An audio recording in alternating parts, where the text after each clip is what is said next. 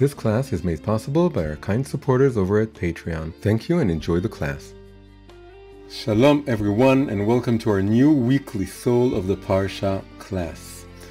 We are delving into the Parsha every week. We are opening up the opening of the Parsha. We're opening up the first segment, the first Aliyah, trying to find something to inspire us, to light up our lives, to teach us something about our own world, our own generation, our own personal striving for Avodat Hashem, to serve God.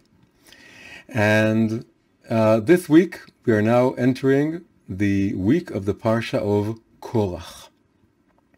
Korach is the fifth Parsha in the book of Numbers, the book of Bamidbar, and the 38th Parsha of the Torah. And our topic for today is we want to explore the holy root of disagreements, differences of opinion. Why do people differ in opinion so much? This is a staple of human culture ever since it began. People disagree all the time, and groups divide, and they also divide within themselves into subgroups. And wherever you go on the planet, in whatever period of time, you will find people deeply, deeply disagreeing with one another, and not just on trivial matters, but on the most basic questions that there are. People have absolutely polar opposite differing opinions, and the question is, from a Torah perspective, from a faithful perspective, a perspective that believes in a one God that created all of the universe and all of reality and all of humanity and all of the opinions within humanity, we want to understand what is the root of all disagreements, generally speaking. Why is it so that wherever you go, even in a group that you would think would agree with one another, you would find when you zoom in, when you go high res, the higher resolution you go into a picture, you'll find, like in a fractal, more and more differences of opinion. There's right and left, and there's secular and religious, and there's conservative and liberal, and within the group you will find subgroups, again divided within themselves. And so we want to understand the root of disagreements, and especially the splitting of society into right wing and left wing, which is universal in all countries. It takes on different shapes, and the issues that they deal with are different in each country, in each period of time, and it's a very complex issue, but it turned out to be very fruitful to try and divide different opinions according to a sort of left-right spectrum. It's not the only model there is. There are more complicated models. Sometimes it would be multi-dimensional. It wouldn't be just left and right. You would have a grid of opinions intersecting one another. But it's been very helpful to divide societies into left-right spectrums. So we want to explore the root of that also. And the premise is that, on the one hand, believing in God and believing in the Torah and believing in there being an absolute divine truth seems to imply two things that go in opposite directions. On the one hand, it implies that in every debate, in every conflict, in every argument, there has to be one side that's absolutely right and another side that's absolutely wrong, because we are not relativist, right? If you believe in there being an absolute divine truth, then you're not a relativist. And if you're not a relativist, that means that you don't believe something simple or simplistic like, well, everyone's right, or everyone has their own opinion, or there's no such thing as right and wrong, and there's no such thing as an absolute truth. You don't customarily or traditionally people who believe in an absolute truth would dislike this kind of approach, saying it's just a matter of opinion, or there's no such thing as an absolute truth. That is usually a more secular opinion or way of looking at the world, whereas a more religious view of the world would tend to be more absolutist, in the sense that it believes in there being an absolute truth. And therefore it would strive to find in each argument and debate which opinion is more true or is true as opposed to false. On the other hand, the same monotheistic idea and ideal that God created all the universe, all of humanity, all of the groups within humanity, and each and every opinion ever voiced. If all this is coming from one God, it means that in some way, each opinion, even the false ones, even the ones we just rejected because we are not relativist or we're not just pluralistic in some simple sense that we believe that there's no truth, the same opinions that we rejected, we also believe that they have a divine root in some way, that it's not coming from nowhere. All aspects of humanity come essentially, ultimately from God. So the belief in one God, on the one hand, would make us believe that there is an absolute truth, which means that one side is wrong and the other side is right. And on the other hand, would also implies that in some way, in some deep way, all opinions or all worldviews are somehow also right, at least in their root, because it's all coming in one way or another from the same divine truth, especially if you're not just a monotheist, you're also a Chassid.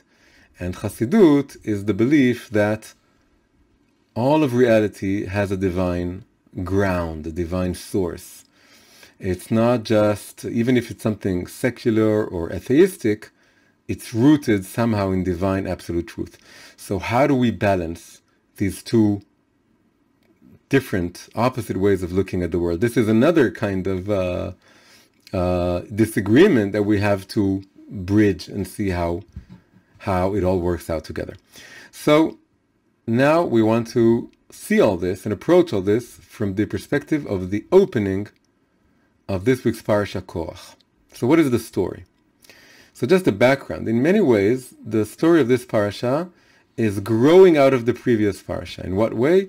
Previous parasha told us about the sin of the spies, the 12 spies. Only 10 of them sinned, but 12 spies were sent to Eretz Israel, and 10 of them sinned. They told the entire people, the Israelites, that the country is unconquerable, and the people believed them, and this was a grave sin, and the punishment was also grave. The punishment was that they have to spend 40 years in the desert until all of the generation of the people who came out of Egypt, except those who were very young, and the 2 spies that didn't sin, all of them would have to die gradually in the desert. And they're just waiting to pass away. They're waiting until 40 years pass and a new, fresh generation that never heard of Egypt, was born in the desert, born with this constant divine revelation of God, would enter the land of Israel. So this is a very intense period of time, and it's also in many ways a test. If you are someone who believes, who feels that the story, your story, is a multi-generational story, it's easier for you to bear the fact that your own generation is not the generation of redemption. Because you're thinking in multi-generational terms. You're saying, well, I am only experiencing this generation, and I'm not going to live to see what the next generation holds. But I do believe that my story is part of a much bigger story, which is the story, a multi-generational story. And I'm comforted by the fact that while I will not enter the land of Israel, or I may not witness redemption, I'm comforted by the idea that my children will, that the Jewish people as a whole, as an entity, will enter the land of Israel. So you find it easier. But if that's not very much your experience is that of the here and now and the individual. The here and now and the individual are more important to you than the long-term future, the next generation, and the people as a whole. You would have a harder time dealing with spending now the rest of your life knowing that you will not enter the land of Israel. In many ways, this is like a, how do you say this in English? Sir lachatz. That everyone is in one pot and it's intense and it's boiling, and it's about to burst. It's a kind of pot that you put everything into it, and it's if someone could write it in, a pressure cooker. There's a bit of a pressure cooker. And what happens is that now you have struggles for power, and this is classic for people who feel that they're trapped, and then they start fighting within one. They're fighting within themselves. They have now inner disagreements. And this is what's happening now. This is the first parsha after the punishment to remain in the desert for 40 years and not enter the land. And immediately what you have is what's happening in this parsha. You have an inner revolt. It's classic that whenever a society feels trapped and it's hopeless, they start fighting within themselves. And this is what's happening here. So Korach is a cousin of Moses and Aaron. He's a Levite, obviously, because Moshe and Aaron are part of the tribe of Levi. He's a Levite, and he's taking some Levites from his own family. He's taking his family, and he's also taking a few friends from the neighboring tribe of Reuben. Reuben are not Levites, they're Israelites. Right? The Jewish people is 12 tribes, and the special tribe of Levi. Within the tribe of Levi, you have a special group, which is the priests. So together, you have 3 levels. It's the priests, the Levites, and the Israelites. Kohen, Levi, Israel. Korach belongs to the middle level. He's a Levite. And he's jealous of the priests. So he's taking his own family of Levites. He's also taking a few friends from the tribe of Reuben, who are Israelites. And they're bringing 250 more people with them. And he's organizing a revolt. And whom is he rebelling against? He's rebelling against Moses and Aaron. And he's rebelling against them, claiming that they presume to be superior to the rest of the Jewish people. And he says the following, and I'm reading the English translation. They combined against Moses and Aaron and said to them, "You have gone too far. Rav lachem. You have exceeded your authority, or you crossed some line. For all the community are holy. Kol ha'eda kulam k'toshim. All the community are holy, all of them. And the Lord is in their midst. We are all prophets. We've all stood there at the foothills of Mount Sinai. We all heard God's voice. We all received the Torah. We all contributed to the building of the tabernacle. We all witnessed the miracles in Egypt. All of us are equally holy. Why then do you raise yourselves above the Lord's congregation?" So they accuse Moses and Aaron. So they're marching under the banner of equality. They're saying everyone is equal, and it's unfair for there to be a priestly caste. That's what they're accusing Moses and Aaron of.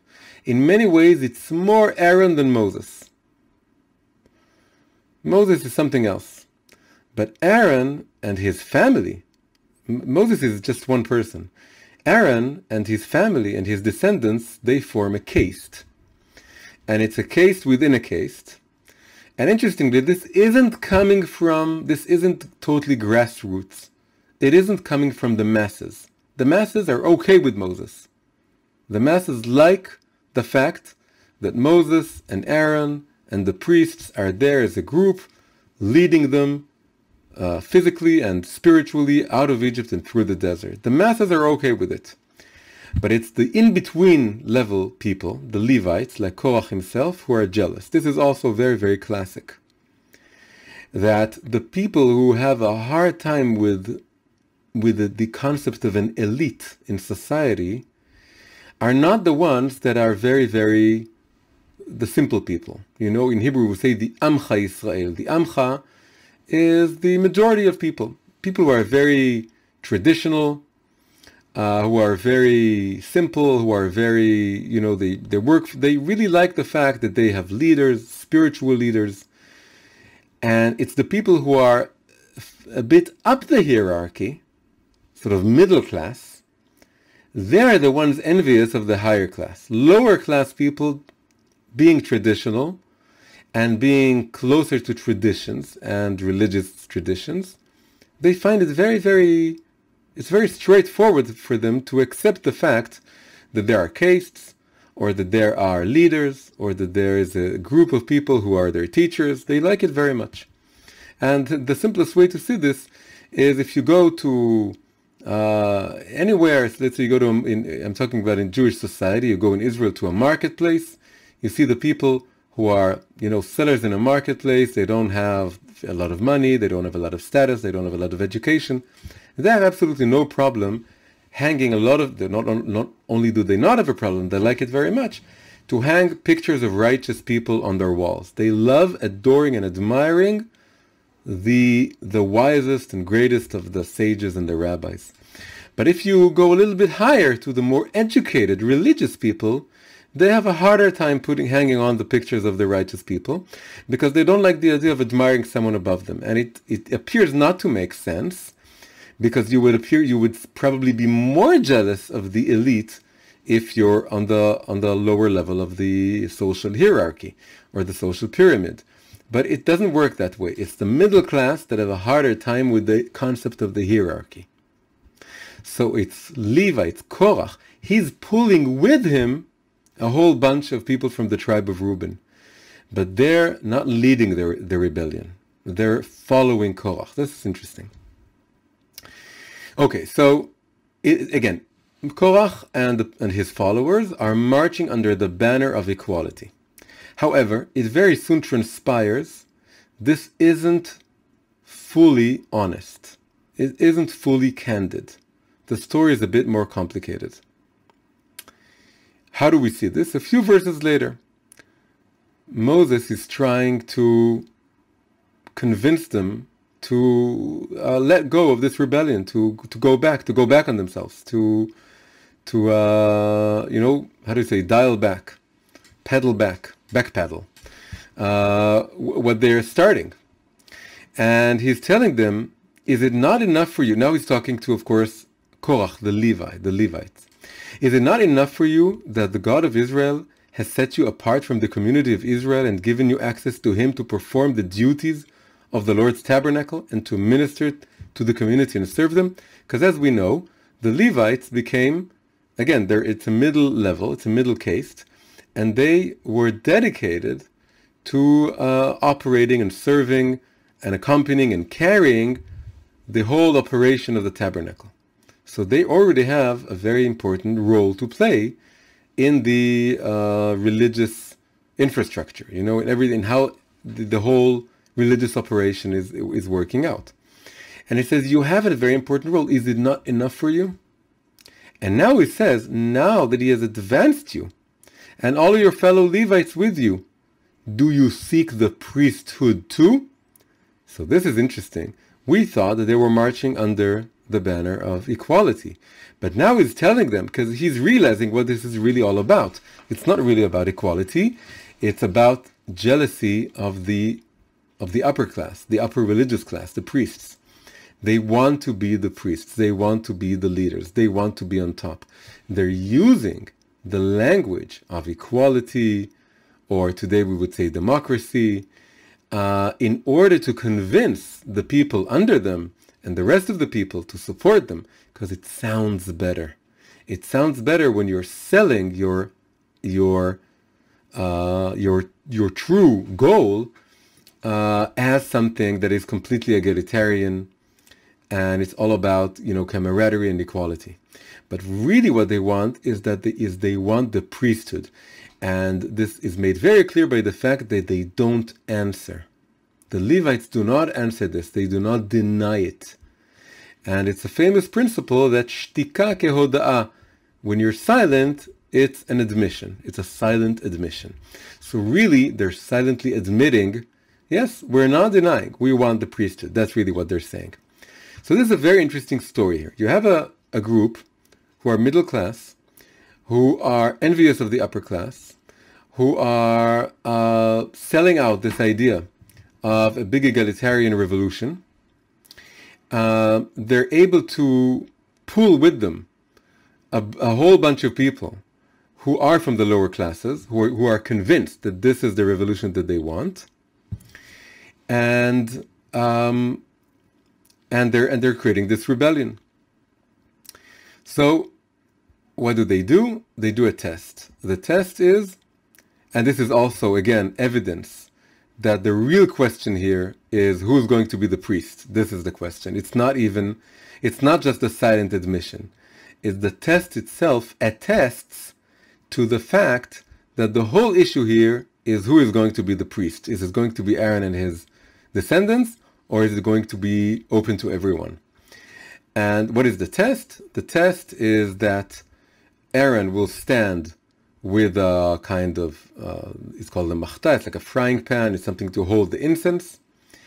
And Korach and all of his followers will also stand there with the same offering. And then they say, Moses says, let's see what God decides. God will decide whose offering he takes. And if he takes Aaron's offerings, then we know that Aaron is the chosen one. And if he takes all the rebels' offerings, then we know that they're right. And what happens is, as is well known, it's a very grave punishment. It was a grave sin, and the punishment is also grave. We spoke last time that as we draw near to the land of Israel, more freedom is given, including the freedom to make mistakes and bear the consequences. So this is another example of this. So what happens is that the earth opens its mouth and swallows Korach and his family and their property, the Levites, the ones who said that they were anti-hierarchy, but really they wanted to go up the hierarchy. So they go down the hierarchy. They get swallowed alive and they fall into the Sheol. Sheol is kind of inferno or hell or underworld. And they fall alive into this underworld. The rest of the people who got carried away or followed him, they don't get swallowed up because it's a different story for them. They start running along in all directions, but a fire emerges out of the tabernacle and consumes them. Very harsh punishment. Everything in that period of time is very harsh, but we want to abstract all this and understand what it all means. So this is the end of the story. We'll just add one more thing, which is that there's a story in the Gemara, in the Talmud. There are many very special travel stories by one of the greatest sages who was called Rabba Bar Bar Chana. Rabba Bar Bar Chana has this incredible tall tales of traveling the world and seeing amazing sights. And some of it sounds crazy, some of it sounds just weird, some of it sounds very deep. It's all very deep. There are a lot of explanations for the stories. One of the stories is that this very simple Arab tells him, I can show you the descendants of Korach. And they go to a certain place where there's a crevice in the ground, and they listen, and they hear the descendants of Korach singing, Moshe emet v'torato emet. Moses is true, and his Torah is true, and we are liars. We were wrong. So there's a kind of idea that they did tshuva, they repented in some way. And it goes all the way to saying that as they fell, they started repenting and realizing that they were wrong. So now we want to understand this whole idea, and we want to understand it in the context of the question we posed in the beginning. The origin of disagreements and the especially the idea of left-right. So, in Kabbalistic terminology, the conflict here, as we said, is between the Levites and the priests, or at least one Levite representing a certain faction of the Levites, a version of the Levites. There were also many, many good Levites. But Korach is representing a negative version of what the Levites can become. And of course he's opposing Aaron.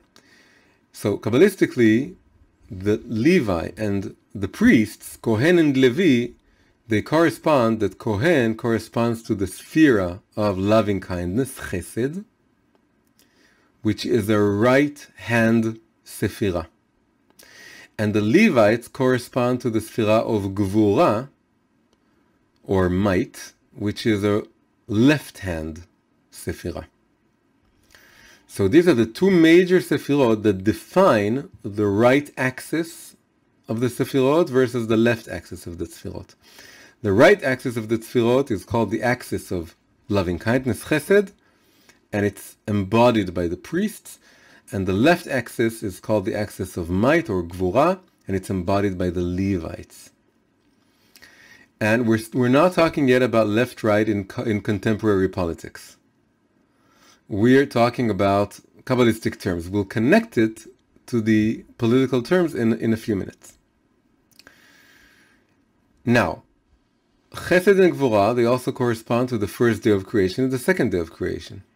What happened on the second day of creation? That's the second day, it's the day of Gvura, and it corresponds to the Levites and to Korach. On the second day, the waters were separated to higher waters and lower waters. And the idea is that on the second day, the machloket, the disagreement, was created. There were no disagreements on the first day. The first day isn't called the first day, it's called the one day, Yom Echad. It was a day of oneness. All was one. It was the Spirit of God hovering over the water. It was just everything was one. God was one, creation was one water, one God. But on the second day, those waters were divided into lower waters and higher waters. And the firmament was placed in between. And this is the creation of disagreement, of disparity. This was the world truly splitting into two. And there was the heavens, and there was the lower waters, the ocean, that reflected the heavens, but it wasn't the heavens themselves. One is made of air, or it's all water, but it's gaseous water. It's water that became like gas, so it's like air. And the lower waters are actual waters, physical waters you can drown in. You can drink, you can drown in. And this is, now Korach was a Levite, and he drew his power from the sphere of Gvura, and he used this power to create a machloket she'eina leshem shamayim, a disagreement that's not for the sake of heaven. There are two types of disagreement in Pirkei Avot, Ethics of the Fathers. It talks about machloket shehi leshem shamayim, a machloket that a disagreement that is for the sake of heaven, that is both parties strive for the truth, and this is like Shammai and Hillel. And there is also a machloket she'eina leshem shamayim, a disagreement that is for the sake of one's ego, or for the sake of power, or for the sake of rising up the ladder of the hierarchy of success, or the hierarchy of power. And the prime example of this is Korach and his group rebelling against Aaron and Moses.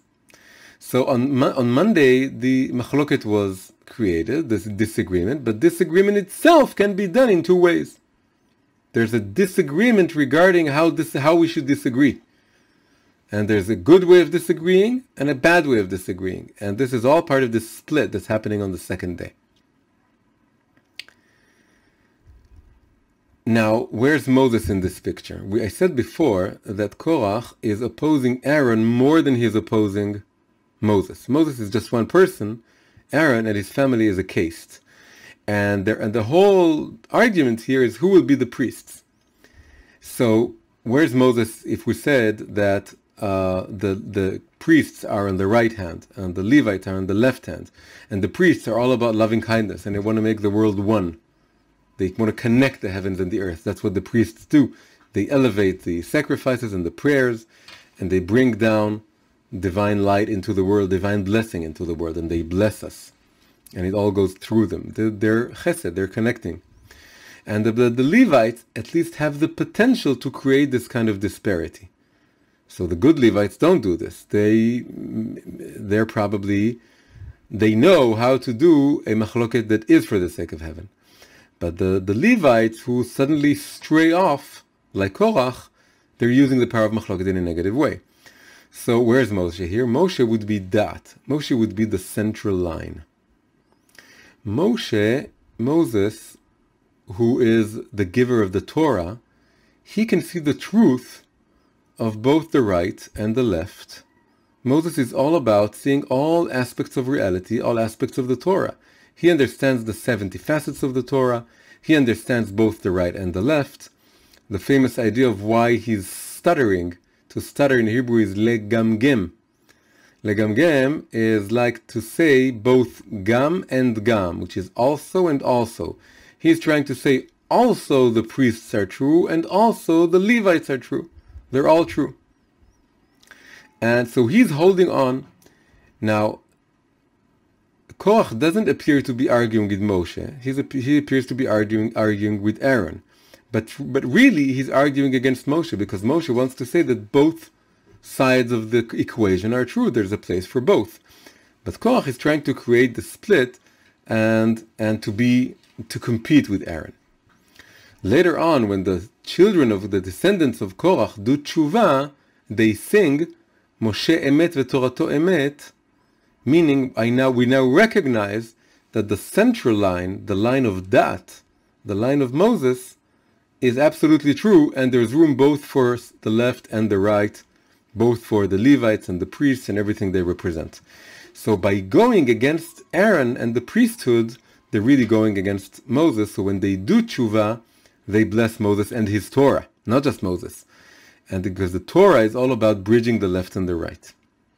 Let's try and get a deep understanding of what it means left and right, and the whole split into left and right that happened on the second day.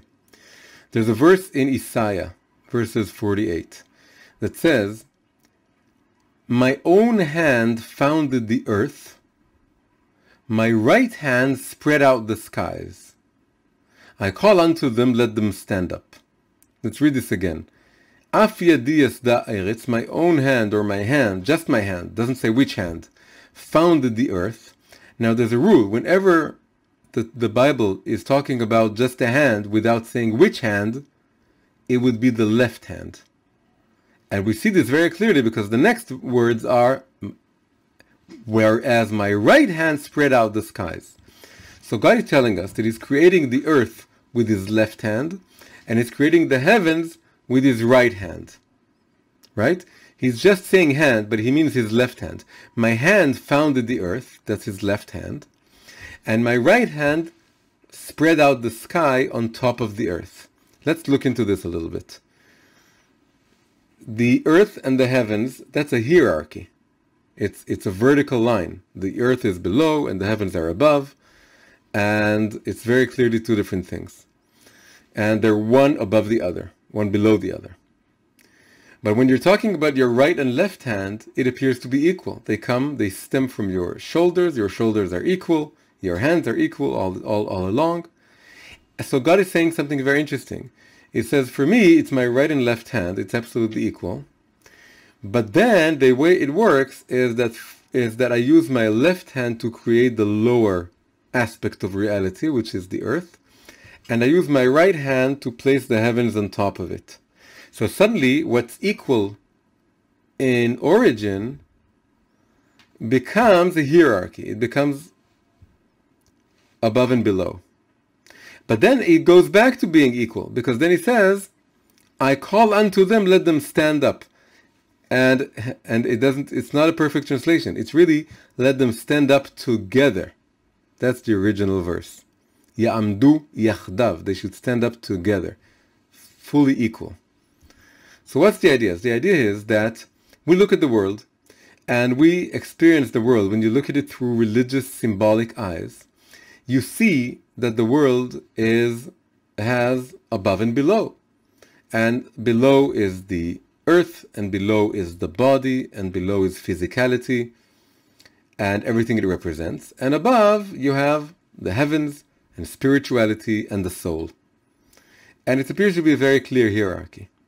On the other hand, God is saying, no, you should know that for me, it's just my right and left hand. My right hand is the one behind the heavens. They reflect my right hand.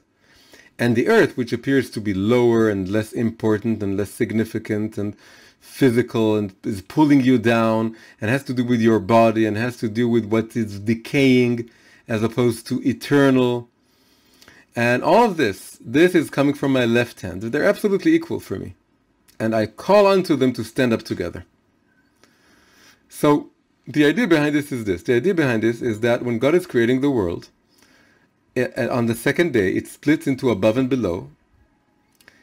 And the what's below is hiding God, because the physical matter is opaque. Light doesn't go through it.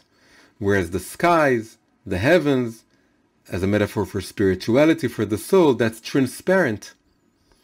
Earth or physical matter is heavy and it goes downwards, whereas air, hot air, something that's spiritual, that's light, it goes up. Light has two meanings.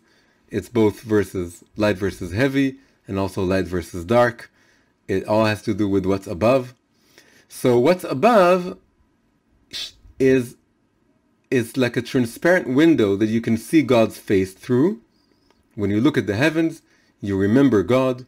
You remember that there's light and space and air and freedom and something that's eternal and boundless. When you look at the skies, that's what you feel. However, as you look downwards at the earth, you feel something opaque and heavy, and it's pulling you down, and that's limited and constrained, and that doesn't. You can't see God there, or it doesn't shine. God doesn't shine as clearly. So there's a transparent aspect to reality, which is like the heavens, and there's an opaque aspect to reality, which is like the earth. But in truth, it's all divine. This is God's will. God wants to create a world which is split into two basic aspects.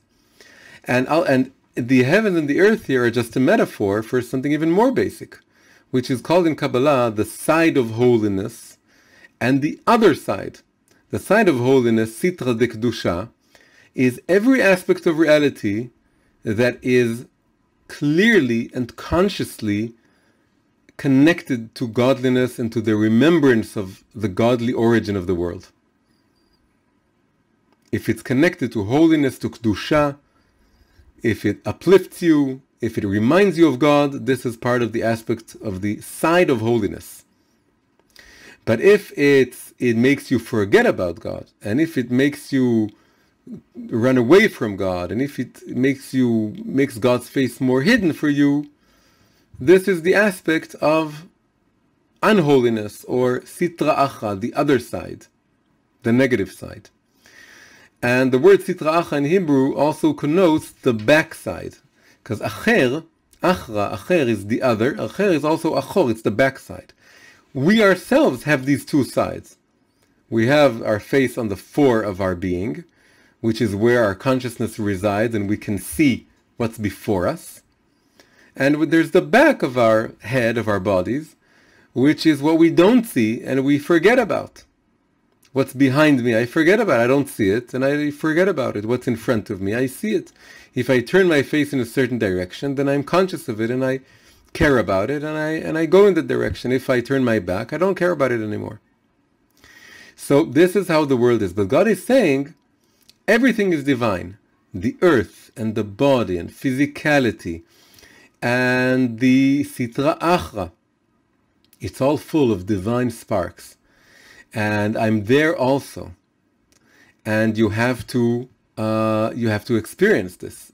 I want you to discover me also in the physical realm, also in the realm of unholiness. I want you to elevate the holy sparks that are hiding in the lower waters, in the earth, in the body, in the animal soul, in things that are considered negative or bad. There's a holy spark there, which in different ways you need to find and elevate. By the way, it's no coincidence that God is saying that the heavens he created with his right hand and the earth with his left hand. Why is it no coincidence? When you think about a regular person, I'm not talking about left-handed people, they're the exception to the rule. but most people are right-handed. When you think about right-handed people, by the way, even people who are left-handed, then you would say that their left hand is the more dexterous hand, and dexterous means the right hand. That's the origin of the word. In Hebrew, it's the same. You have the one hand in which you are more meyuman. Meyuman is dexterous, or agile, or capable, and this comes from the word yamin. So, and people who can use both hands are called ambidextrous, meaning they're right-handed on both hands. So the general rule, what most people are, is that the hand that they use to write and to do all kinds of fine actions with, it's the right hand. So the idea is that when you think about the right and the left hand, think about if you're right-handed, it's your right hand. If you're left-handed, it's your dexterous hand, which is for you is the right hand.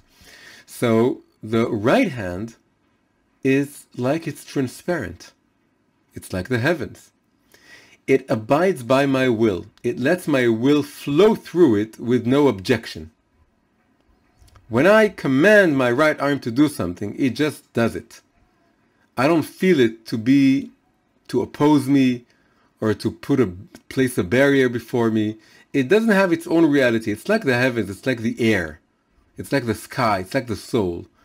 It's transparent. It's like an optic fiber, and my will goes through that optic fiber. However, when I give the same command, like let's say writing a word or drawing a picture, I give the exact same command to my left hand, my experience is that my left hand is arguing with me and doesn't want to do my bidding.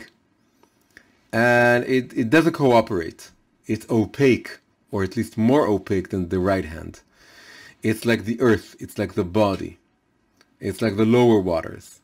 It doesn't do what I want it to do because it has its own physical presence, so to speak, its own ego in a way, almost. So these are the two aspects of reality. Now, God is saying, for you, it's a hierarchy. You would say that the heavens and the spirituality and the soul are up there, and physicality and the body are below. But I'm telling you, it's equal. And in order for us to fully appreciate the fact that it's equal, then we're also told in many, many ways that in many different contexts, the lower aspect is in principle even higher than the spiritual aspect. So for example, ultimately God's will is that we perform His commandments. A commandment is an actual physical act. And the actual physical act is more important than just learning the Torah. If you learn the Torah and you don't perform the commandments, then that's the whole point, is that you perform the commandments. Ha'ikaru ha'maaseh, the ikar, the main thing is the action. And the main thing is elevating the spark from the body. And it's in Kabbalah, it says that the root of the vessels is higher than the root of the lights. Or that the sparks you find in inanimate matter is even higher than the sparks you can find in living matter, in living beings. And all of this, there's a reversal of hierarchies, which creates a full equality. Equality can only be created if you have these two opposite hierarchies. One aspect in which the right is higher than the left, and one aspect in which left is higher than the right. And also, Shammai and Hillel, the people that we said that they knew what Machloket Leshem Shamayim was, that they had, they did know how to disagree. One of their most basic disagreements were that Shammai said that the heavens were created before the earth, and Hillel said that the earth was created before the heavens. And it's not just a question of which came first temporally, it's also a question of which is more valuable, which is higher in essence. So Hillel is saying that the earth are higher in essence than the heavens, and Shammai is saying that the heavens are higher in essence than the earth. And we know that these and these are the words of the living God. So they're both equally true. Okay, so now let's see how this all connects to Korach. Korach, the pshat meaning, the literal meaning, is that he was an evil man, a wicked man. He was a sinner. And that's why he was punished. He had to be swallowed by the earth all the way going to the underworld. And it's a grave sin. But in Kabbalah and Chassidut, it's always explained that his root is very high, very just, very righteous. And him and his children starting doing tshuva as they were falling down. And ultimately they will be fully justified. There's a high root to what they're saying. So let's see what's happening here. On the surface, they spoke about equality, but it was hiding the fact that they really wanted to go up the hierarchy. So if you want to go up the hierarchy, you're not really arguing with the concept of hierarchy. You're just arguing with the fact that you're resentful of the fact that you're not the highest up on the hierarchy. So that's the sinning aspect. However, Kabbalah and Chassidut talk about the fact that his slogan, the slogan that he was marching under, the slogan of equality, although it was just like some sort of a cynical, usage of this concept of equality, in Kabbalah it's explained there was something very, very deep, very high about this slogan. He was absolutely right. There is an aspect in which it's all equal. That's what we just saw. All of the hierarchies that we see in this world, dividing the higher from the lower, the wiser from the less wise, the more righteous from the less righteous, the more spiritual from the more physical. All these hierarchies are ultimately cancelled out. They cancel each other out. And it's all equal. God's light, God's presence is equally revealed in all aspects of reality. For him, it's his right hand and his left hand, and he's going to call everything and tell the entire creation to stand up together, both the heavens and the earth, both the high and the low, and his omnipresence will be revealed to everyone. And this is exactly what Korach was talking about. He was saying, Kol ha'eda kulam kedoshim, everything is equal. All of the Jewish people are equal, and all of reality is equal. In the Midrash, he also said, we don't need a mezuzah if we have a house full of books, because we have all the Torah. We don't need a tzitzit, because if all of our talit is made of tchelet, made of azur, if everything becomes spiritual, we don't need those details anymore. And it was, again, it all sounds very cynical. But according to Kabbalah, there's something very true about all of it. And there's something in which all of it, what it's talking about, it's very true, it's very real. It needs to be elevated. The concept of equality needs to be elevated, but not in a way that you make fun of the hierarchy. The hierarchy is leading you up to the notion of equality. You need to extend the hierarchy all the way up to believe in one God above everything. And you also need to admit the fact that you are yourself hierarchical. Don't pretend you're not hierarchical. You want to be the priest yourself, so you're hierarchical. What are you talking about? And also, the whole point of serious, deep equality is to show that not that everyone is just equal in some superficial way, but to show that the one person is better than the other person in one thing, and the other person is better than the first person in another thing. So this one can teach the other one math, and the other one can teach the first one poetry, and it's two hierarchies. And when you have two hierarchies, that makes for deep equality. Deep equality is an equality in which we can all teach one another something. So that's not some superficial slogan of equality. So again, he was marching under a superficial slogan of equality. But in truth, he was aiming at something very true and very high, which is what Moshe knows. Because Moshe emet v'torato emet, Moshe is true and his Torah is true. Moshe knows, that's why he's stuttering, and his Torah knows that there's truth in all aspects of reality. Now, let's move to seeing how all this connects to right and left in contemporary politics. So on the surface, you would think it is absolutely no connection between the very modern, very late concept of right wing and left wing in politics and the Kabbalistic concepts of right and left. Absolutely no connection, no historical connection. The Kabbalistic concepts of right and left are very, very old, and they have to do with very deep symbolic, they have a very deep symbolic sort of undertone or undercurrent. It has to do with the fact that right-handed people, like I said before, that my right hand is reflects very perfectly my own consciousness, whereas my left hand is sort of in disagreement with it. And that has to do with the idea that there's something sinister about the left. The original word sinistra is left in Latin. The word sinister in English is coming from the word left. So this whole all of these connotations that the right is good and the left is bad or can be bad has a sinister overtone to it. All this is stemming from very deep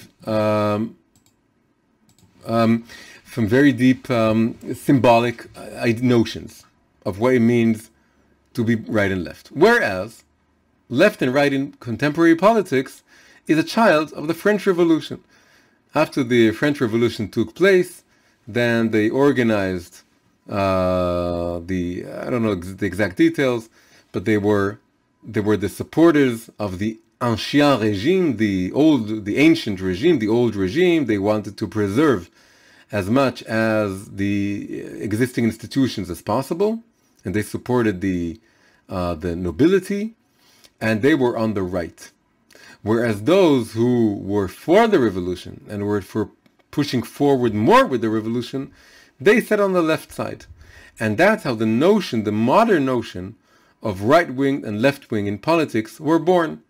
And to this day, the word right-winged, is used to describe the group that's more in favor of conserving, being a conservative, conserving existing institutions, whereas the left calls itself more progressive as opposed to conservative. It wants to progress into the future, which means it wants to shed off the past and wants to replace the past with something new. And also goes very much together with the idea that the right is more hierarchical in nature, because ancient and traditional institutions are very much hierarchical in nature. Whereas the left is more talking about egalitarianism and equality and having everyone be equal. And it goes along with rejecting the institutions and traditions of the past that are more hierarchical. And in even a deeper way, many of those institutions that the right is trying to preserve are religious institutions. Religious institutions means that they believe in the highest of all levels of the hierarchy, which is the transcendent existence, the existence of God. And so it's very much here. It's not just a human hierarchy; it's a religious hierarchy. And the left tends to be more secular or atheist, and so it wants equality in a very, very substantial way. So in the French Revolution, it really went together. They wanted to, pull down the king from his throne, and not just the earthly king, but also the divine king. They wanted to create a secular republic versus a religious hierarchical society. So you would think that right and left in modern politics has nothing to do with right and left in Kabbalistic terms. But actually, there's divine providence at work here. And the two notions that appear to be absolutely arbitrary, that those were sitting on the right-hand side of the hall, and the supporters of the ancient regime, and the revolutionaries were sitting on the left, it matched up perfectly with the Kabbalistic concepts. How do we see this? We see this in the fact that the right axis of the Sefirot is all about transmitting the light, the divine light, from above to below in as faithful a way as possible. The right hand axis Sefirot, which are wisdom, loving kindness, and eternity or victory. Chokhmah, Netzach, Hod. Chokhmah, Chesed, Netzach. They're all about transmitting the divine light in a faithful way. In Hebrew, faithful is ne'eman. It connects linguistically to yamin. Whereas the left-hand Sefirot, which are Binah and Gvura and Hod, understanding, might, and thanksgiving or acknowledgement, they're all about presenting the opposite perspective, the perspective that's coming from below to above. And it's very much like the right-hand, left-hand dynamics of modern politics. So now let's all connect this back to Korach. Korach is talking about fighting the traditional hierarchy. He's saying, up until now, we had this hierarchy of Kohen, Levi, Israel. And let's have equality. All of the congregation is holy, God is in our midst, and he's a leftist. He is a leftist, not just in Kabbalistic terms, that is coming from the sphere of Gvura, and he's connects to the second day, the day of disagreement, and that because he's a Levite, he's also a leftist in modern terms. Korach is a left-winged activist. And like all leftist activists, he's trying to topple down the existing traditional institutions by talking about equality. But, and this is something that happens, has happened several times in history, the language of egalitarianism is hiding a very hierarchical point of view, but one that isn't obvious on the surface. So how do we see this in history? 3 examples. First example is the French Revolution itself. In the French Revolution, the revolutionaries, they wanted a republic, a democracy. They wanted everyone to be equal. They didn't like the idea of a king and the idea of nobility. They didn't like the caste system. What they ended up having is a very, very, is a dictatorship. They ended up creating a dictatorship that would kill not just the people of the nobility and the kings, but everyone who opposed it. And it became very, very much authoritarian. Second example is communism. Communism is all about equality. It's about erasing economic, the economic, how do you, what's the word? Ma'amadot. Again, the economic levels or the economic, strata within society. So they don't want there to be people who are more rich and less rich. So what they do is they talk about equality, but ultimately they create a very, very authoritarian dictatorship with a very, very clear hierarchy of the ones who are in the party and the ones who are not in the party. And everyone who opposes it, you have to put them in a gulag. And the third example is more subtle, but some people worry that it's going in similar directions as the communism and the French Revolution, is the whole notion of political correctness in our generation. Political correctness is all about not offending anyone and giving room for everyone, and especially being sensitive of minorities or disenfranchised groups. However, the tools, the means that it's using in order to bring about the changes it wants to see, that we're all very politically correct and we don't offend everyone and we're considerate of everyone's needs and everyone's beliefs and so on, is they use government regulations and laws and sometimes even ways of intimidation in order to achieve this. So if you're not politically correct, you would be fired, you would be shamed on social media, you would be you wouldn't get any money, you wouldn't get a job, and so on. And you would be, metaphorically, you would be ostracized, or you would be hung in the public square. And the concept here is the following. The concept here is that there is authoritarianism, or the concept of working as a hierarchy, thinking in hierarchical terms, and using force on both the left and the right. But whereas when the right is authoritarian, the right is explicitly authoritarian.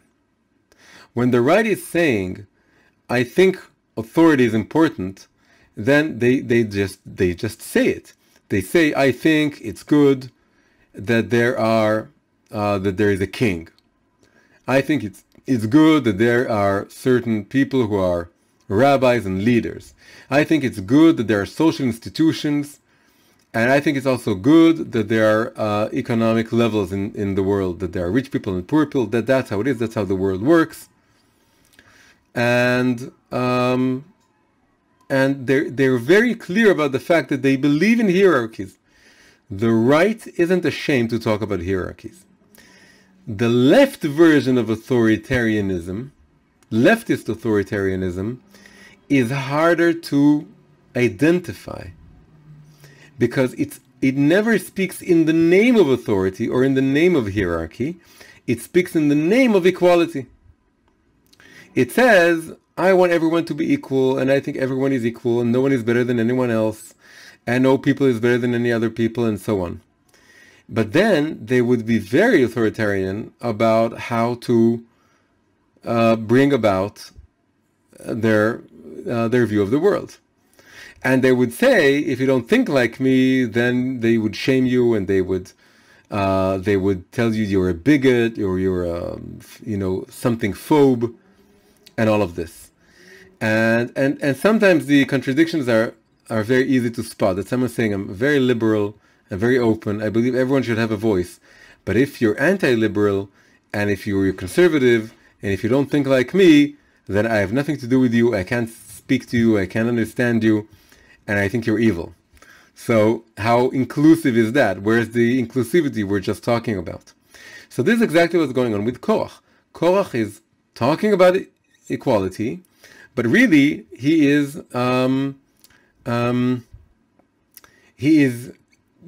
trying to create a rebellion and striving to be on the highest level of the hierarchy, where he can exert more power. So this is very interesting to see all this. So there were some more concepts I wanted to go into, but we're running out of time. So we're just going to end with one final point. Moshe is true, and his Torah is true, and the Torah holds the root source and the essential truths of all sides of all debates and all disagreements. When you study the Torah deeply, you can see that there's also truth in the left, as we saw here, that in Kabbalah, Korach is very much elevated, because he's talking about the future equality that will one day reign in the world and will one day be evident in the world, and in which we'll see that all the left-winged perspectives and opinions, they all had a kernel of truth to them. And there's something very deep that they're trying to say, and it'll be elevated. But this is when you're high above, Mount Sinai or the heavens, and you're holding on to the truth of the Torah, and you can see all aspects of everything. But as you're going down here, Korach is taking a side. That's the first Rashi on the parasha. That Korach is taking a side against the priests. And taking a side, he's saying, I'm on the left side. So that forces people who are believing Jews, religious observant Jews, who in their heart of hearts, they want to say everyone is right, everyone is true, I see the truth in every opinion in the world. I can see the divine spark in every idea in the world if I listen closely. But we have to take a side also. Going down into this reality means taking a side. And the idea we're seeing here is that Moses is taking the side of Aaron. He's siding with Aaron. This is an answer to the question, how come religion is always closer, feels closer to the right-wing aspect of politics than to the left hand? In some ways, religious people can look at the left and say, I fully understand you. But on the whole, the more religious you are, the likelier you are to vote for a right-wing party or to support right-wing opinions. And it's no coincidence. The reason for this is that the right is more faithful, ne'eman, from the word right, to concepts, religious, Torah, faithful concepts that have to do with believing God. Whereas the left, it's more hidden. It's like the opaque ground or body, or it has to do with, as we said before, that God creates the earth with his left hand. So we also have to take a side. We are forced to say, well, if you push me, I have to say I'm more right-winged than I am left-winged. But there's a big but coming afterwards. I'm not a secular right-winger. A secular right-winger is purely a right-winger. Even if he has a yarmulke on his head. But if a truly Torah thinking, someone who's looking at the world through a Torah perspective, they would say, I'm more right-wing than I'm left-wing, but they would think, and you would hear it in their voice when they're talking about the left, you would hear more empathy to the left.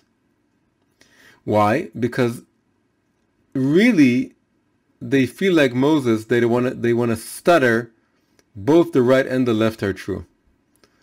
But because I can't live in the world as a stutterer, I need to take a side.